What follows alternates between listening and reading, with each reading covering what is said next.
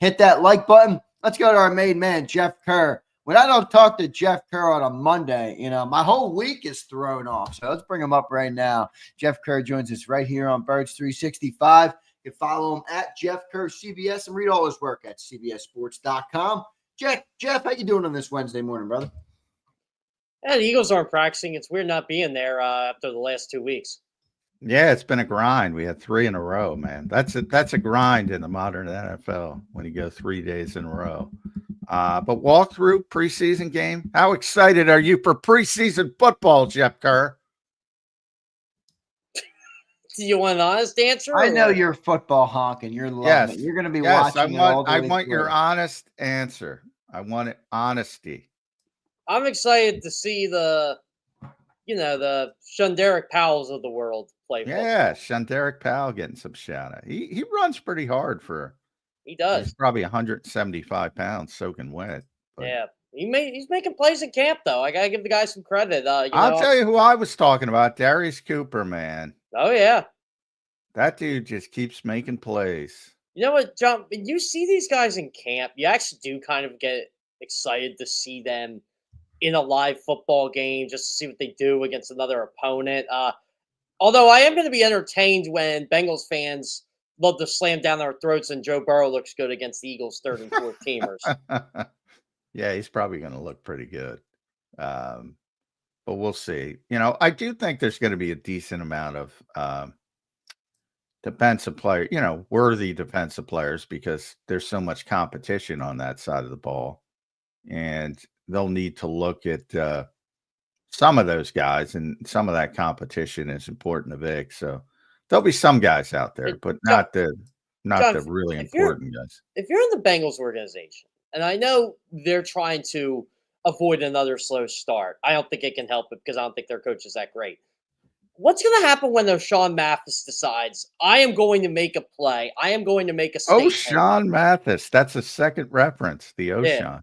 Yeah, and he just decides, you know what? I have a chance to just clobber Joe Burrow.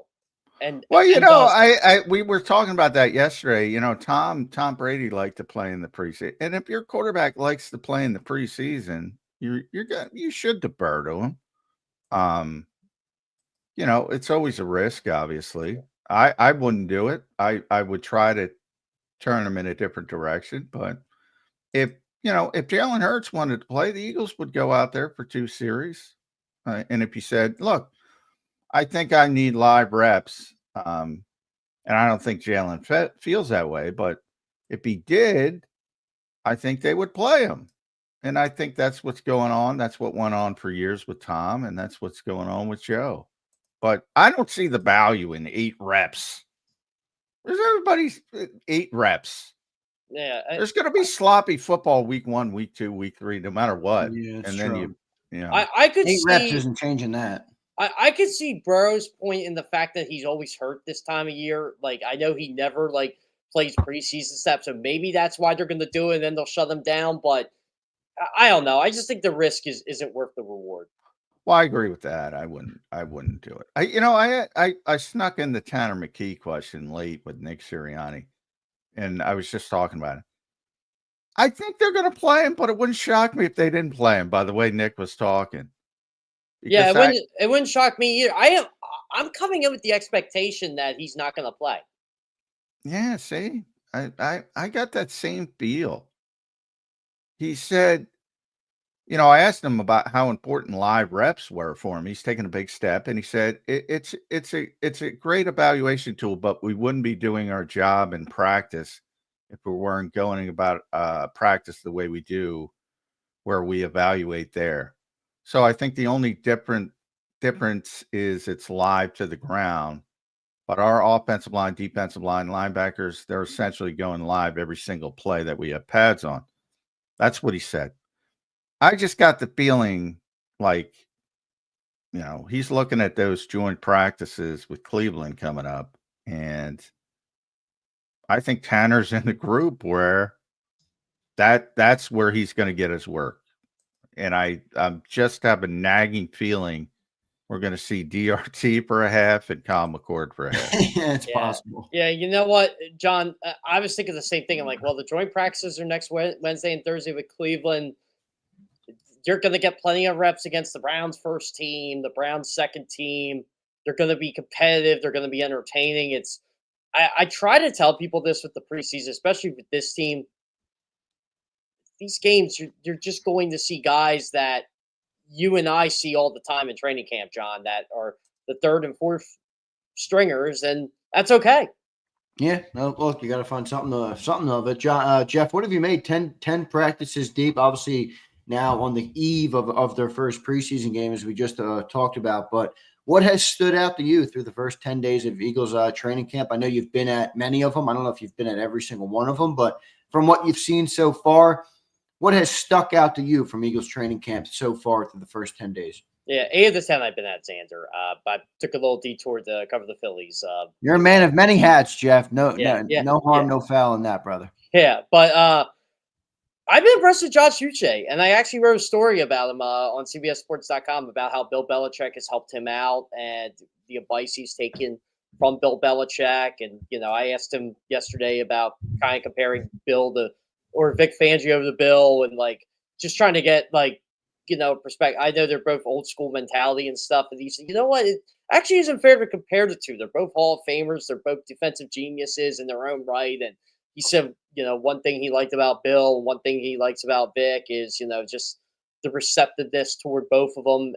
But I've been impressed with Uche from what I've seen. I know we've talked about Jalen a lot, Moro Jomo a lot, but there was a battle going on for that third pass rusher spot. I think it's Josh Uche's, and it's not even close.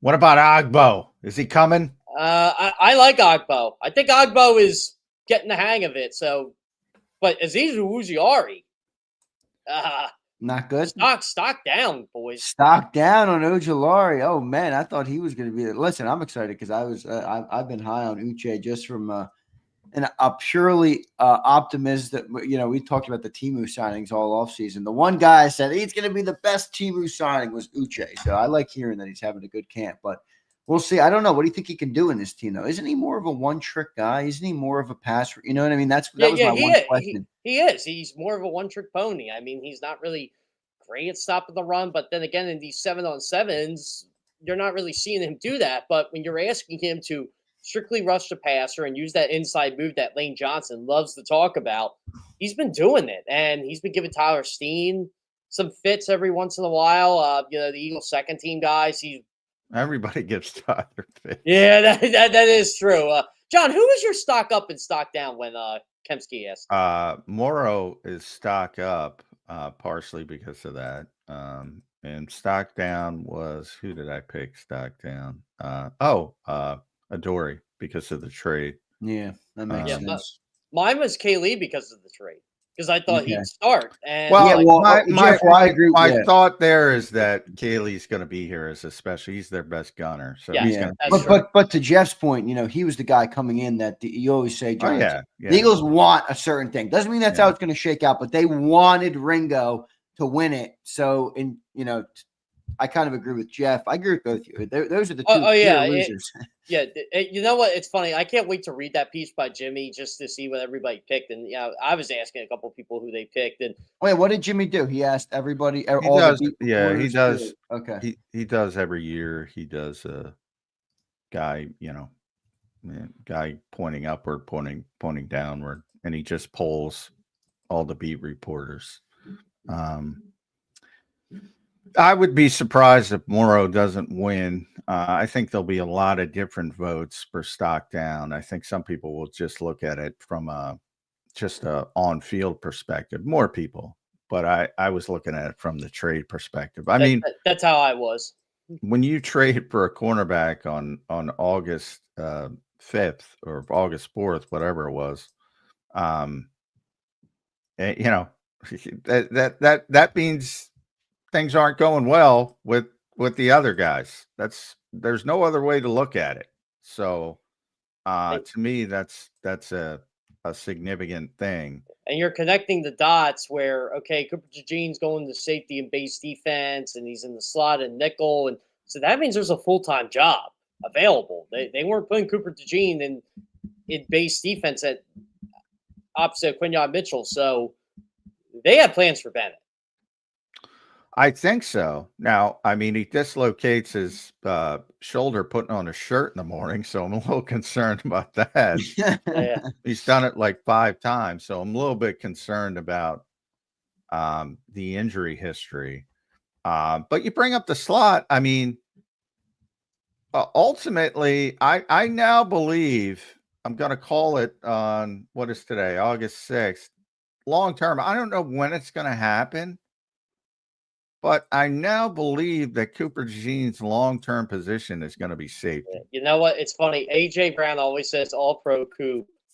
And I can't wait to say this to him. I'm like, I know what you mean by all-pro Coop because I said when he was coming into the draft, Cooper DeJean will be an all-pro safety in the National Football League. And everybody flipped out. No, he's a cornerback. I said, well, Zander told me about this song, Cooper DeJean's not a safety. I know both of you. I've actually heard that. I have not heard the song, but I've heard it. I'm gonna tweet it to you tonight, John. You're gonna listen. Everybody, you're gonna love it too, John. Everybody looks at safety like this is this god awful thing. Yeah, I don't get that. You know, Ross Tucker and I are going to be talking about this today about Cooper DeJean playing safety. It's I know it's funny. Well, I think it's because the NFL and the way they value certain positions. Like I think it's the disconnect. I talk about it all the time between the business side and the real life football side, and there's significant differences. On offense, it's running back. How much should we talk?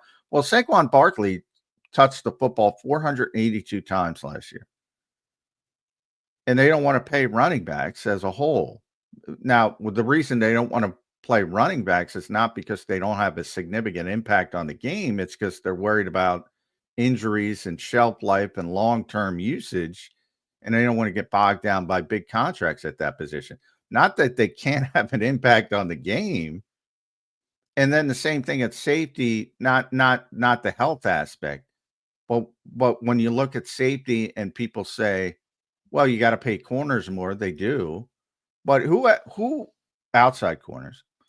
But who has a bigger impact on the game? Where can you have a bigger impact on the game? It's safety. Safety. Yep. By far. So I think there's a little bit of disconnect between the business side and I think the fans hone in on, well, they pay this guy more, so he's more important. That's about the business side. That's not on the big Fangio side. You know what? Tight ends don't get paid what they should get paid either. Yeah, exactly. So there's certain positions for whatever reason don't match up, but he can have a much bigger impact at safety than he could have at outside corner where you're stuck to one side of the field. Yeah, and look, I asked Cooper DeJean the other day, what do you like more, honestly, or what do you like about playing safety more? And he thought about it, gave a great answer. I can see the field more. I think he likes that. You can see everything. But that's long term. I don't necessarily think it's going to happen here. But it's interesting you brought it up with Bennett. Because a lot of people look at him and he's 5'11", and say, well, maybe he can play. Same thing with Isaiah Rodgers. He's bigger, obviously, but same thing. Well, he looks like a slot corner.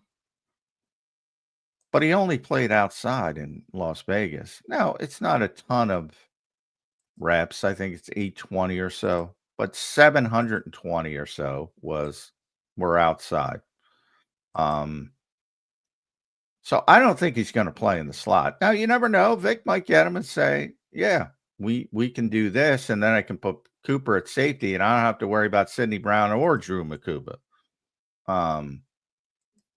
So I'm not saying it's out of the realm of possibility, but there's no history in the NFL of this guy playing inside. There is some at Maryland. Yeah, he played at Maryland. So from when I was talking to a couple Raiders people about this, they liked him. Pete Carroll didn't like him. But he's not long enough. Pete Carroll wants Richard Sherman out there. Yep, exactly. And he just wasn't a fit. And from what I was told, most consistent player at camp, and it just didn't matter. And he was getting frustrated, quietly, starting to lose some confidence. And he talked to the media last week and said, "Look, I'm going to do whatever I can, but I got to be honest. Like, this isn't what I signed up for."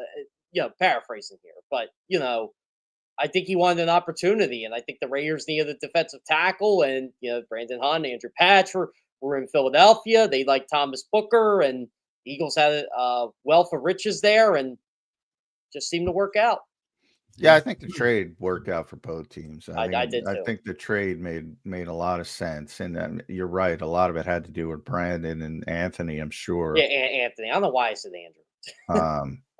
I just but correct myself. yeah, I'm sure they had a lot. And by the way, they worked out 3 defensive backs. Obviously, they're all ex-Eagles. It was Edmonds, it was Mekhi Gardner, it was BJ Mace, all ex-Eagles.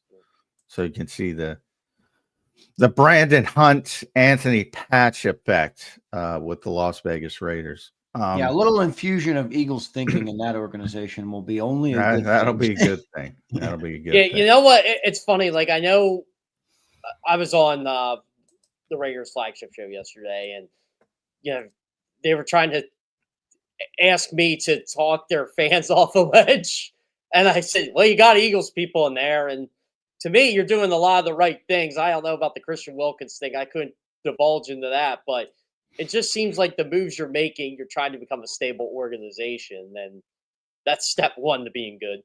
I actually think Booker has a chance to be okay over there. He was kind of buried. You know what? They actually believe Booker has a chance to start over there, and I wouldn't be shocked.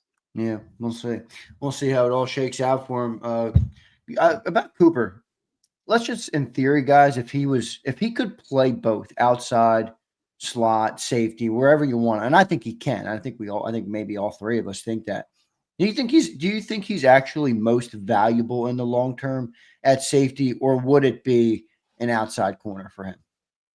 I would say, what do you mean, business-wise? No, I mean the whole pie. I mean the whole thing. Well, business-wise, outside corner. Yeah, business-wise, outside corners where you're going to get paid. But I think the Eagles do calculated risk here, and I think he has a long-term impact at safety, like John said earlier. But if it's going to be harder to replace outside corner, I mean, safeties are a lot bigger. But you also got to remember, you got to pay Quinyon Mitchell and Cooper DeJean. Oh, by the way, they're 2 top 60 players in the NFL as voted by the players. Who is that? Who is voting that? Yeah, exactly. I've seen the voting before. I've talked to enough players on the voting, and I know you have. No, I mean, whose list is that? Oh, yeah, it's one of my favorite days of the year when they bring in the list, and they have the players and they spend about 10 seconds thinking about it, and they put all their teammates down.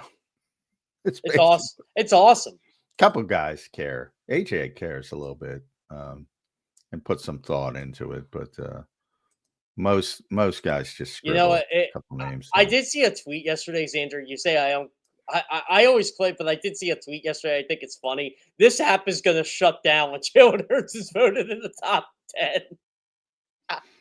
I saw that too. I said, you know what? I said, by the way the players vote, it wouldn't shock me. Yeah, no, it wouldn't shock me at all. No way. Carson Wentz was 3rd once. Yeah. Well, he deserved it in that small window. One of those crazy. The book will be written on Carson Wentz one day. Maybe it won't be now, but I mean that was quite the fall, because he looked like. Can we do a 30 for 30 on him? He looked like a freaking superstar. I think I don't think he gets enough credit. I don't know why I'm going down to Carson Wentz. Well, we brought him up, so. But I mean, like, they don't win Super Bowl 52 without Carson Wentz, and he was going to win MVP that year. People say overall disappointment as a draft pick. I don't think he was at all, because he got them their first Super Bowl championship. Yeah. And I know people say Nick Foles. No, Nick Foles was Mariano Rivera. Carson Wentz was the starter who took it 8 innings to get to Mariano Rivera. I like to point this out to people, and this is my big worry with the current Eagle right now. Seeing Carson Wentz's knee at the Super Bowl and the scar on it, man, did that affect him. And I think it's going to affect Nacobe Dean as well. Well, yeah, I mean. I don't think the same way. That's because he's currently on the Eagles.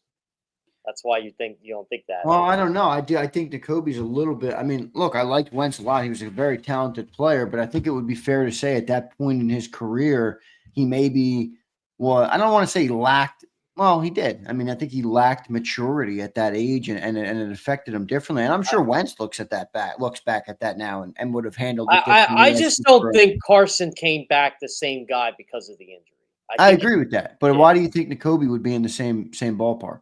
Well, because the scar on Nacobe Dean is deep, and there are players here that I'll be honest, they don't need Nacobe Dean right now. I know they don't. And I think it's not going to affect Nacobe Dean mentally, but it's going to affect his future with this football team. Well, that I agree with for sure. Yeah, I mean, it's nothing against Nacobe. It's just. Yeah, I don't think the only part of that push back think, is I think Nacobe is a little bit better mentally than Wentz was at that time. But I get what you're saying. Yeah. I'm not going with the it's mental a bleaker aspect. outlook for him for sure. Yeah, I think it's all got to do with health, and if the injury's too difficult to come, and he's gonna, he looks great. He's looked great for months. But man, look, is he going to be here in 2026? No. If he's healthy and he can go, Vic's playing him. I guarantee it. Oh, Vic will play. Vic will play him because Vic likes him. Yeah, I guarantee it. And he's going to be the middle linebacker. I'm just worried when he comes back. I don't think it's going to be like a week 1 type thing. No. This is like mid-season-ish. I'm talking. At best case scenario, week 5, week 6, something like that. John, I wanted to ask you. You and I haven't talked about this again. How do you think Trotter's looked? I think he's looked solid. Just same. Slow and steady wins the race. He's going to win that race. Yeah, he's just been solid. Yeah, he's doing everything he should. And I think the week 1 starters are going to be Zach Bond and Jeremiah Trotter. I'll give Trotter this. He's always in position. Whether he makes the play or not, he's there. Instinctive, as that's the one thing Vic's looking for, one thing the Eagles are looking for. And he's very instinctive. He's got some, he's not the best athlete in the world, but especially at that position, one false step turns a 4.4 into 4.95. It's like if you take a false step, you're out of the play. It doesn't matter how athletic you are. That was Devin White's problem. Yep, it was. Most athletic freak, but there was a great. I remember one Eagles fan. There's a great highlight. Well, not great, of Devin White chasing somebody down like 70 yards, showing off that athleticism. Why was he chasing him? Exactly, because he missed the gap by 2, not 1. He was 2 gaps away from where he was supposed to do. So he was trying to dunk on people, saying Devin White is this great player. Worst possible clip you could do. Was completely out of position, which is the reason why the running back was able to go 60, 70 yards down the field. But he had the athleticism to turn around and go chase him down. That's not a positive play from a grading standpoint from guys looking at linebackers. It's great that you're that kind of athlete, but you don't want to give up 60 yards because you're not in a position where you should be. And that's what Trotter's going to do well. He's going to be in the gap where he's supposed to be. But he's not the best athlete in the world for an NFL linebacker. And that'll probably show up, especially in coverage. But he's also smart in coverage, so I think he'll be a good zone coverage player. One thing I've been impressed with in this camp, and that it doesn't get talked about much. I did ask. I did ask Trot because I didn't ask Campbell. How in sync him and Campbell have been when they're both on the field together. Yeah, I asked him that. Because he's gotten a lot of first team reps with Campbell and Smile London. Yeah, Smile London's been good too. I've been impressed with him. Yeah, he's been very good in coverage. It's one of those things where he might be a coverage linebacker, but it's not going to matter when Zach's back. Yeah. But it's nice to have some guys who look like they can play.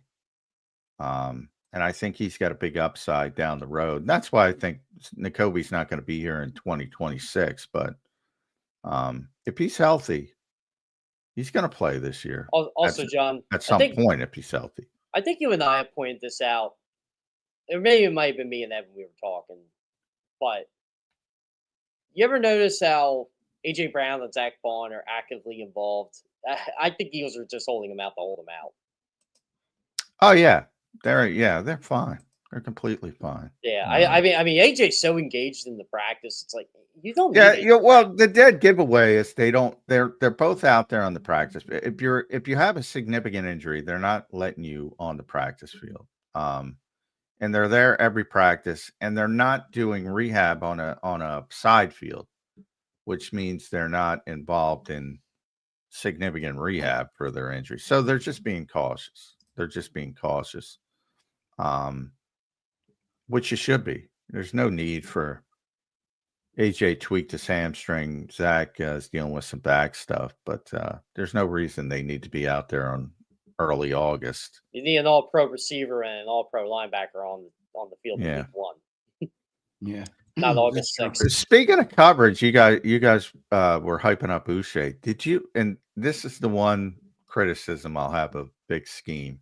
How in the hell does Josh Uche get matched up with Devontae Smith and oh man, did that look bad?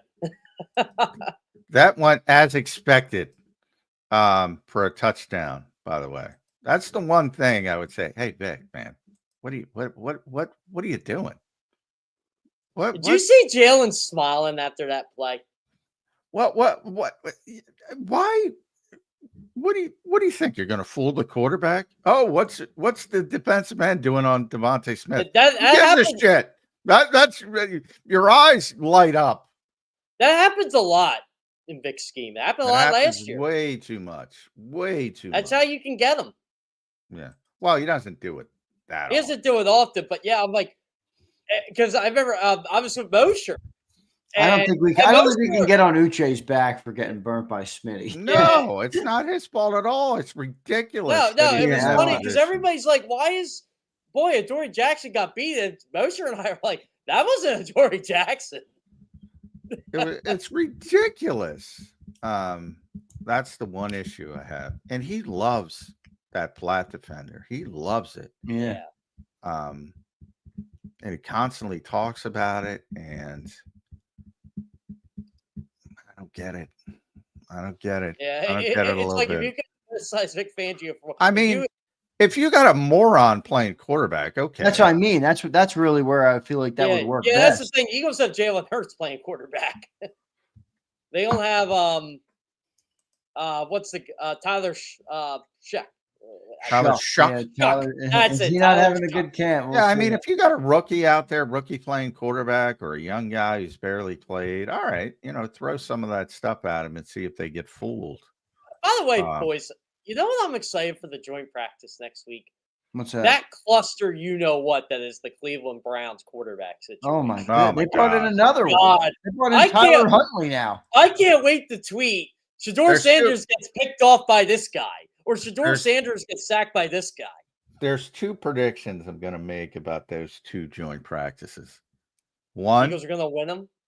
Elliott's going to define the Eagles as winning the practices. That's number one. And number two, everybody's going to be raving about the Eagles defense after those two practices. After watching Joe Flacco, Shedeur, or whoever their quarterback is right now, because everybody's hurt. I think Shedeur might have a chance in that job. We'll see what ends up happening. I don't think he has a chance at all. We'll see. Here's a super chat. I can't wait to talk to Mary Kay Cavan and Ashley Baystock about that. Oh yeah, I saw her. She's been doing a good job. Sammy Livingston checks in. Awesome. Yeah, he checks in. What's up, brother? Appreciate it. Do you all view Ringo as more of a gamer than a practice player? If so, how much will he play in the first preseason game? It is an interesting question, John, because I've heard you many times talk about some guys are just better in games. They're not practice players. Jalen Hurts is kind of not a practice player. Any of that thought process on Keely Ringo? What do you guys think? He is now, but it took Jalen a while to get there. But he is now. I've thought that about Keely, that maybe he's just a good question, by the way. But Yeah, I agree. I've also said, if people listened, that if you don't show up in practice, you're not playing with Vic. Right. Yeah, So that's the problem. You kind of have to be a practice player at Yeah. this stage. So, I think there's some merit to what he says, but By the way, he's- I think we'll get the real Kaylee Ringo on the whole gamer practice player question next week, because you could call them joint practice or what. I'm calling them scrimmages. I'm calling them games. I'm calling them. yeah, they're far more important than this game. Yeah. Those practices next week. Zander, you want me to get excited, man? I'm gonna be so fired up for these joint practice. Next week's a big week for. I'm fired up to see Miles, man. Oh, I am too. I asked did I ask about Myles Garrett? Oh, Ogbo. What was like playing with Myles Garrett? His eyes lit up a bit. Yeah, man. Wait to ask Jordan. Ask Jordan and Lane about him. Yeah. Yeah, and they love him. How about Ogbo They've saying had a lot of yesterday- joint practices over the years. The Eagles were out there one year. They were here. And they just spend like Lane and Jordan spend like a half hour, 45 minutes after practice just trying to pick his mind, pick his brain. John, I'm going to do the Lord's work for our group next week. I am going to go ask Myles Garrett about those two and the Browns. And he about loves it. Yeah, he loves them too. He does. I'm so excited to see Myles Garrett, and and I was just and Joku too, man. Those are the first two guys off the bus. Those guys are just like, wow. It's like, how do you deal with that physically? I remember the first time I was on an NFL field and somebody just, I was like taken aback by how impressive physically they were. And it was T.O. I was like, Jesus. Oh yeah. T.O. was something. Yeah, how do you deal with that? And that's like Miles and guys like Njoku. Yeah, there's a lot more of those guys now. The joint practices 2 years ago when the Eagles and Browns, I remember I did my preseason reactions. That was the first year I started doing like NFL wide over reactions. I did preseason ones, and Browns fans loved it when I said the Browns are going to make the playoffs. Overreaction or reality? And I said reality, and I based it all off how they played against the Eagles in the joint practice. Everybody said I was crazy, and screenshot they killed the Eagles. That was the Myles Garrett day. It was. I've never seen somebody dominate a practice that wasn't a quarterback. Tom did it. Tom Brady did it against the Eagles in a joint practice. But that was years ago too. Yeah, that was fun. That was fun to see. Yeah, I've never seen a quarterback that accurate. I remember Miles said too. I asked him. I said, what got in these? He said that's first best. And then he took day 2 off, and the Eagles looked great. Yeah, and Elliott said they won the practice. It was funny. It was funny, but yeah, those joint practices are probably the funnest thing of training camp.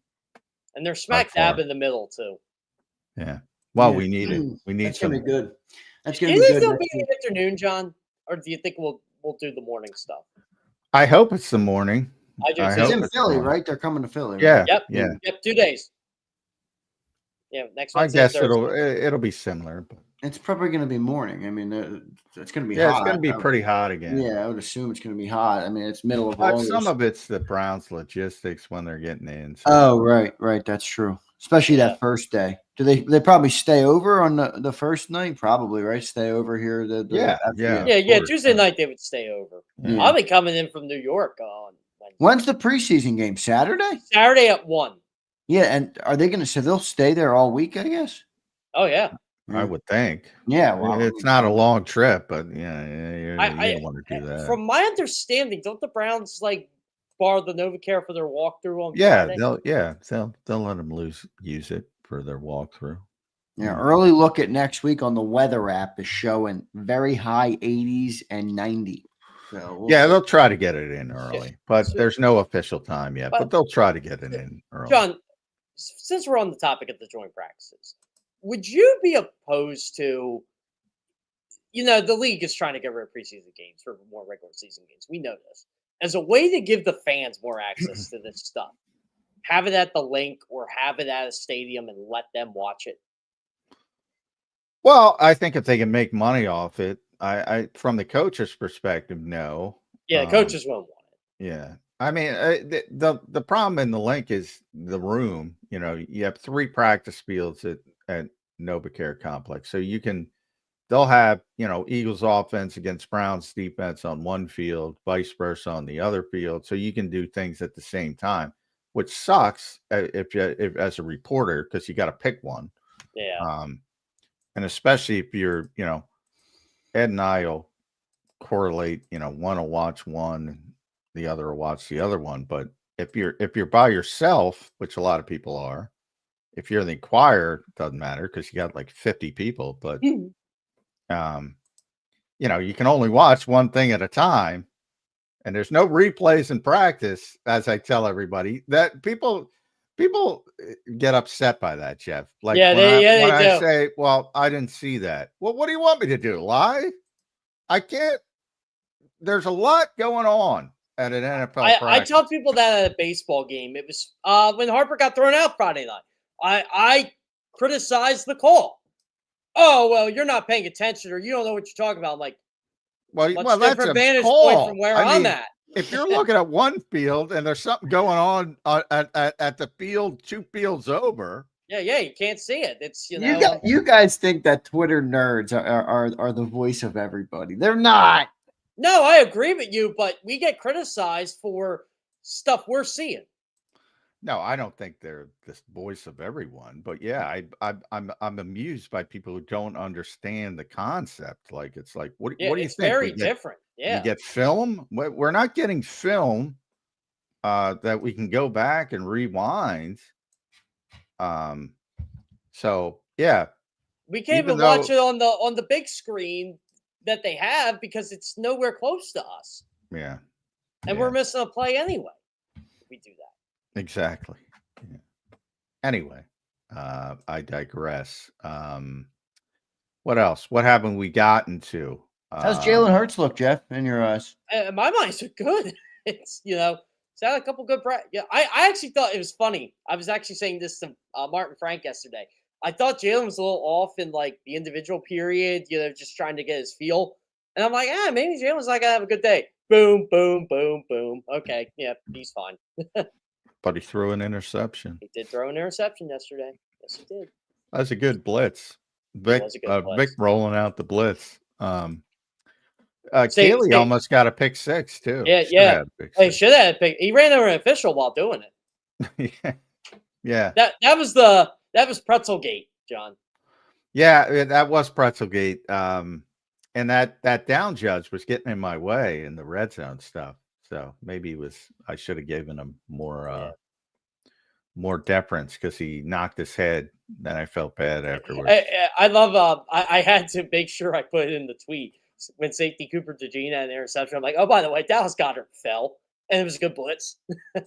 No, I don't think Dallas fell. He peeled off. I thought he fell. Know why I thought he fell from my vantage point. I thought he fell. He broke off the route. I don't, you know, but Jalen threw it off his back foot. Just see, this is why we need replay at practice, John. But that's the thing with trust. We always talk about trust. You know, he trusts Dallas, so he threw it up and said, "Well, Dallas is, you know, go get it."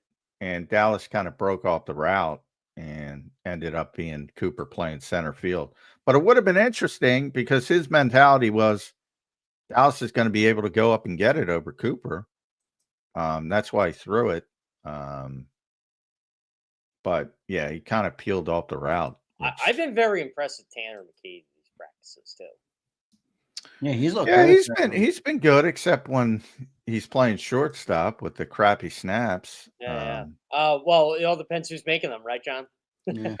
We'll lead in the BLG for that. Drew Kendall, yeah, BLG's going to be on. He got little Brett Toth stray. I saw that. What does Brett Toth care? What? Yeah, that was a little. I think it was his wife.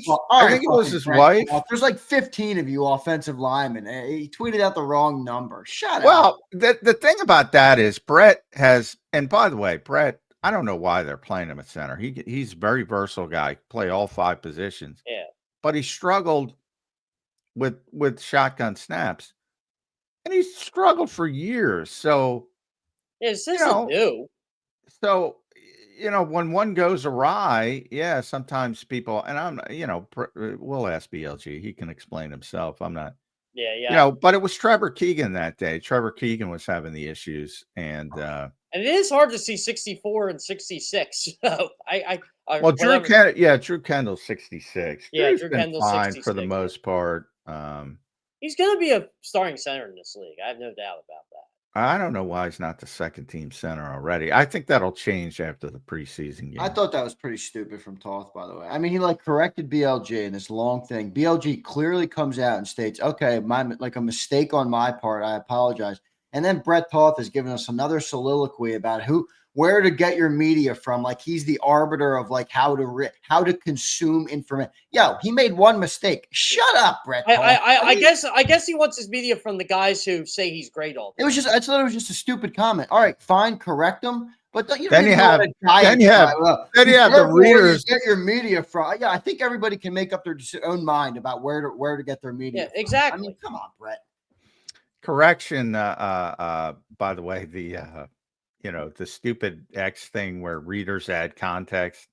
So you got a bunch of Eagles fans jumping on poor BLG. Brett Toth was not playing center; he was a left guard, which he was. But it's not the worst. Yeah, but again, BLG issued an apology. It's fine. That's what I mean. It happens. What do you think? These guys are perfect? Like John just explained, I got two eyeballs, and no replay. If I can't see perfect, it might not be perfect. What I don't like about that whole thing was I follow BLG. I don't follow Brett Toth. I saw the Brett Toth tweet, and then I just had to go down because I actually am like, okay, well, how did this end up? No, everybody just sees the Brett Toth tweet and then just decides to go after BLG. I don't like that. Yeah, well, yeah, that's part of it, unfortunately. But yeah, I mean, yeah, and people pile on. It was disappointing, but and we all make mistakes. That's what I mean. I didn't even think it was disappointing for BLG. All right, you made a mistake. No, I don't think it was disappointing for BLG at all. I don't either. I mean, from Brett's standpoint, I'm like, if you don't admit a mistake, that's a problem. If you're a reporter, he admitted the mistake right away. Yeah, he said, "Hey, my bad." You correct. We all correct. I'll be better. Mistakes. Yeah, I'll be better. If you don't, that's the problem on our part. If we don't, and if we play, I didn't make that mistake, that's a problem. Yeah. But he did. Should have been the end of it. But then the fans get involved and they it's always annoyed me though when people are like, be careful where you do this. Okay, yeah, you have a better grasp on what I should do with than myself. It's well, and the funny thing is the vast majority of those same fans shitting on BLG are shitting on Brett Toth when they see him do a bad snap in a game. Shitting on him unmercifully. Yeah, in a preseason game of all things too. Again, the hypocrisy thing. It has no bounds. Yeah, but it's hypocrites don't care that they're hypocrites. I've learned that over the years. And it's so different as someone who covers two of these sports. Like that happens in baseball. You can at least go in the clubhouse the next day. And look, I'm not criticizing. It's just the way the NFL works. But I can go in that clubhouse the next day and you can hash it out. You don't need to do it on social media. Football, I can't go up to Brett Toth and just say, "Hey, I'll talk to BLG about it, see what he thinks." Yeah, more social media too has created big issues because agreed. Guys see it on social media. They're on social media constantly, and they get mad and whatever. And John, you talk about this too, the constant tweets too, like from people in your industry that want to put it, which I understand why they do it. It's big impressions and you build up your name, but there's more room for error if you're tweeting on the fly while watching practice. Definitely is. Yeah. I go to practice to watch practice, not tweet. Right. And you watch practice and you write your notes after the game, and you probably would have gotten that corrected if in the real time you watched it and then somebody said, "Oh no, that was Keegan." Boom. You know what I mean? There's a lot more room for error. I told a couple of content creators this. I don't tweet much during practice because I'm there to watch practice. It has nothing to do with content creators or anything. It's just I get everybody's got different approach. I mean, I understand the other approaches because I'm in the clicks business. Believe me, I understand it. But I got no problem. The aggregators are upset because they want the information. One of the most frustrating things is, you get something, and it's on, before you even get back to the media house and start writing about it, it's already on Yeah. 70 social media sites. That's frustrating. With no attribution, no nothing. Yeah, that's going to be. I mean, Yeah. I don't think that's going away, Johnny. Man. I remember 10 years ago. Well, the attribution stuff should go away. I mean, anybody who wants to be in this industry has to attribute correctly. Yeah. Or just retweet. Yeah. It could be as easy as a retweet. Yeah. All right, Jeff, we got to run. We got BLG coming up. Appreciate you doing it today, brother. It's always great talking to you on a Wednesday this week. We appreciate you being flexible and doing it for us today, brother. We'll catch you next week. All right, man? Yeah, sounds great. Thanks, guys. All right. Thank you. For joining us here on Birds 365. Great show so far today. Hour and 16 minutes in the books. All right, we got about 44 minutes left to go here. We're going to talk to BLG, Brandon Lee Gowton, coming up next here on Birds 365. Before I do that, one chat, John, to get to about a question for you from Brandon Howard, member for 7 months. B. How, what's up, brother? John asked Vic about that flaw in his scheme and what his thoughts on if it's intended or why he has linebackers on wide receivers. That's a great topic. Oh, I've already talked to him numerous times about it. It's a curveball. It's not designed for Josh Uche to be man and man coverage on Devontae Smith. You're trying to fool the quarterback by dropping a player that the quarterback thinks is going to be a rusher, rushing somebody who thinks he's going to be in coverage, and you're hoping to confuse or fool the quarterback. And it's, by the way, when it works, and most notably recently with Vic, check out some of the Andrew Van Ginkel plays. It can be spectacular. But I don't think the Eagles have that player right now. Maybe Jahad Campbell turns into that player. And then you can say, but when you're doing it with guys who can't do it, that's the only issue I have. And, he does it no matter what, which is, Jalix Hunt maybe can do it, has looked a little bit comfortable doing it, maybe because he played some safety at Cornell. Nolan Smith is somewhat comfortable doing it. So with those guys, I don't have as big a problem. But when you start doing, and it's just practice too. I don't think he's doing it with Uche in a game. It's practice. So I don't want to overstate it, but when you say it, God, it's ugly. It's Devontae Smith on Josh Uche. You're muted, Zander. Might as well line Smitty up against the traffic cone, John. I mean, come on. Right. Well, it went about that effectively. But yeah, I've talked to him lots about the flat defender. It's a big part of his scheme, but I don't think it's ironic because they're the number one defense. And it's his first number one defense, his first Super Bowl defense. But they don't have that particular player. So there's always room for improvement. And that's what he's looking for with Campbell. That's exactly what he's looking for with Campbell. Yep. Exactly. We'll see how it all shakes out. Johnny Mac, great explanation there. Appreciate everybody for being here. We're up to 8:30, John. You said 4 figures. Come on, everybody. We're almost there. We're at 8:30. Over 500 watching on YouTube. We appreciate that very much. Hit that like button. Share the video with a friend if you're up to doing that, and make sure you're subscribed to the channel. We'll be live all through the rest of the offseason, all through the regular season, all through the next offseason. That's what we do here on JAKIB Sports. Appreciate everybody. We'll be right back in 3 minutes here on Birds 365. And we got BLG coming up next. We'll talk about that Brett Toth encounter on social media. Stay tuned, everybody.